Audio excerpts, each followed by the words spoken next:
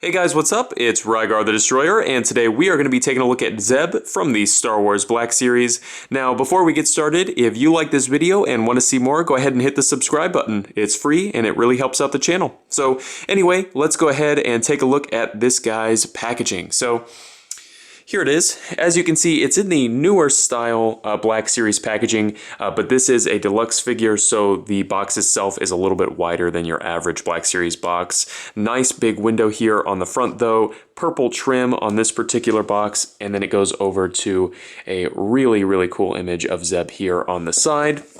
When you flip it around onto the back, that same image is repeated again, as well as a brief description. And of course, if you'd like to read that, you can go ahead and just pause the video.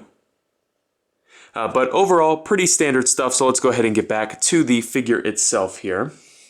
Now, Zeb, as I've got him posed here, stands at, let's see, about 6 3/4 inches tall. And there is a little asterisk there because, you know, I've got the figure kind of hunched down, probably as you would pose him, but you can make the figure, you know, taller or shorter depending on how you want to pose him, so just keep that in mind.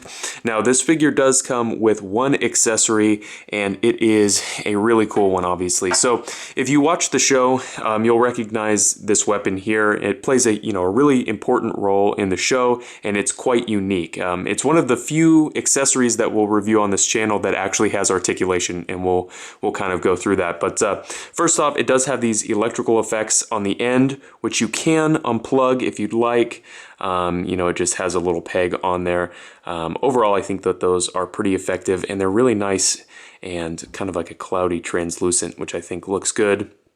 These little pieces on both ends can be pushed down, and let me actually take off the electrical effects so you can kind of get the entire idea, but you can push these down into the staff here, and then you've got it like this. Now what you can do from here is kind of, I like to flip it around like this, smush the entire staff down. So there's kind of like a slide joint here on both sides, so you can kind of get it down like this. And as you can see, there's little pegs on both sides of the staff that you can use to hook it onto the figure's back here, like he does in the show, and it looks really nice. I'm not going to do it on camera because it's a little fiddly, but it does stay on there really nicely.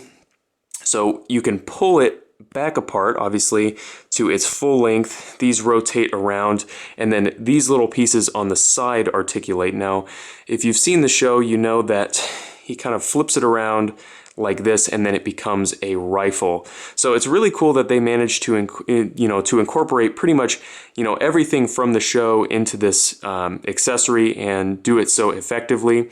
The only real complaint I have about it is that it is a little fiddly to actually get the figure to hold it in the rifle mode, and I think that's less Hasbro's fault and more about the kind of overall strange design that this weapon has in general. I mean, this is pretty much accurate to the show, so it is a little bit fiddly to get it into his hands, but you can actually do it. So overall, this is a 10 out of 10 accessory. It's super cool. It's weathered, it's painted, it's articulated, so overall, very cool. Now, as far as the figure itself, again, it's very cool. We don't get to see a lot of characters, you know, at least in the Star Wars line, rendered in this way, you know, with this extra leg, you know, joint in there. And I think overall they did a really nice job of translating him from a cartoon into a you know, a more realistic rendering, you know, to match the Black Series. So I think they did a really nice job there. And the articulation overall is fairly well done. We'll go ahead and run through that. So he's got a ball peg in the top of the head and in the neck, so it comes out to a double ball peg. Really excellent range of motion there overall. Pretty much everything that you could possibly want. The only complaint that I have is that when you tip the head forward, there's a little bit of a gap that forms there that I feel like could have been solved a little bit more, but it's not a huge deal. You can pretty much hide it by not, you know, moving the joint to its most extreme positions.